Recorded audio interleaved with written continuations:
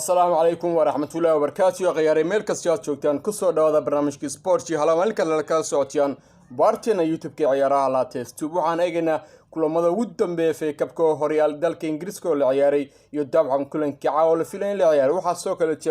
eegayna warar kale ku saabsan aga iyo Copa del Rey ee dalka Isbaanishka ayaan soo kale eegayna waxa soo kale aan eegi doonaa dhibaatooyin oo soo gaartay laacibka kooxda kubadda cagta ee PSG Neymar iyo tababaraha kooxdaasi ee Pochettino oo arintaasi ka hadlay waxa soo kale aan hayna falaqeyn ku sameyn doonaa siba kulanka calayto dhaxmaray kooxaha Everton iyo Tottenham Hotspur kaasad moodo in la iska dhaliyay ilaa iyo 9 gool Jose Mourinho arintaasi ka hadlay iyo warar kale hadaan nagu cusubtahay channelkeena ama tiimka hore soo boqotide subscribe nosar hadaan naga mitayna like nagu dhiirigeliseen helno saaxiibo wanaagsan sida adigu kaleetia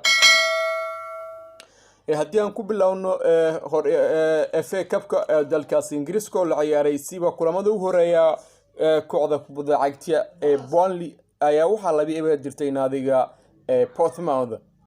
Manchester United soo kale waxay haleber direen naadiga West Ham United daqiiqada dheer ee lagu daray ciyaaryahan McTominay ayaa gool aad u wanaagsan aad u qurux badan ahna gool natiijo leh ka dhaliyay naadiga West Ham United sana ciyaartii ku soo idlaatay in United u gudubtay quarter finalka FA Cup-ka waxa jiro kulamo kale oo la ciyaaray habeenku calajiya kuwaas oo dhaxmaray naadiyaasha kale ah Swansea iyo Man City ayaa saddex xal ku badisay ciyaaryahan Walker Stallings iyo Jesus ayaa shabaqa soo taabtay waxa soo kale is arkay naadiga Leicester iyo Brighton Leicester ayaa hal eber ugu badisay ciyaaryahan Iheanacho ciyaaryahan ka soo jeeda qaaradda Afrika ayaa gool aad u qurux badan oo wanaagsan u dhaliyay naadiga Leicester City waxa soo kale kulmay naadiga Sheffield United iyo Bristol City halka Sheffield United ay hal eber ku badisay kulanka kale Everton ayaa 5-4 uga badisay naadiga Everton waana kulanka aan eegayno aan ku sameyn doono falaqeen dheeriya iyo waliba soo kale tababaraha naadiga Tottenham Hotspur Jose Mourinho the special one oo ka hadlay arintaasi ayaan soo kale eegayna Jose Mourinho soo kale ka hadlay arintaasi waxa uu sheegay in inta badan ay kooxdiisu ay dadaaleen balse inta badan nasiibku la jiray naadiga Everton ciyaartaasi aad moodo hadiyaan follower ka dhibno daqiiqadii saddexaad ayaa waxa gool helay naadiga Tottenham Hotspur ciyaaryahan Sanchez ayaa goolkaas u dhaliyay hase haatee qaybtii kuwa daqiiqadii 30 lacag ciyaaryahan Calvert-Lewin ayaa goolkii barbarac u dhaliyay naadiga Everton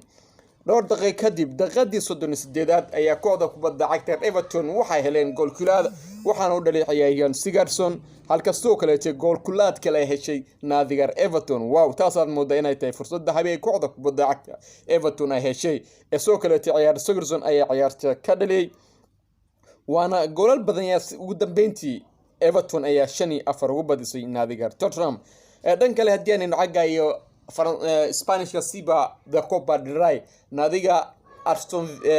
Sevilla ayaa waxay labi eber dirtay naadiga Barcelona ciyaaryahan Rakitic ciyaaryahan hore kooxda kubadda cagta Barcelona ayaa goolkii labaad ka dhaliyay kooxda kubadda cagta Barcelona waana gool aad u wanaagsan u qurux badan runtii ay ka naceen dhammaan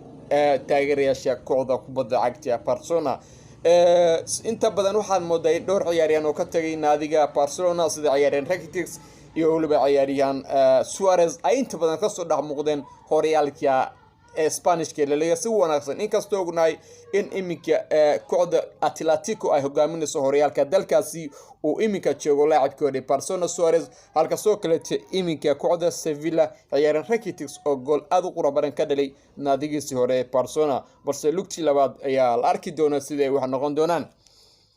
ugu dambeeytii waxaan eegaynaa wararka ugu dambeeya oo iminka soo dhaxeeya waxay sheegeen in ciyaaryahan Neymar Jr uu soo gaaray dhaawac kaasoo inta badan dhibaato ku noqon karto naadiga kooxda kubadda cagta PSG toddobaadkii dambe ayaa la filayaa in la ciyaaro horyaalka Champions League kooxda PSG ayaa waxa ay la ballansan tahay naadiga Barcelona Neymarna waa laacib hore ka tirsan kooxda kubadda cagta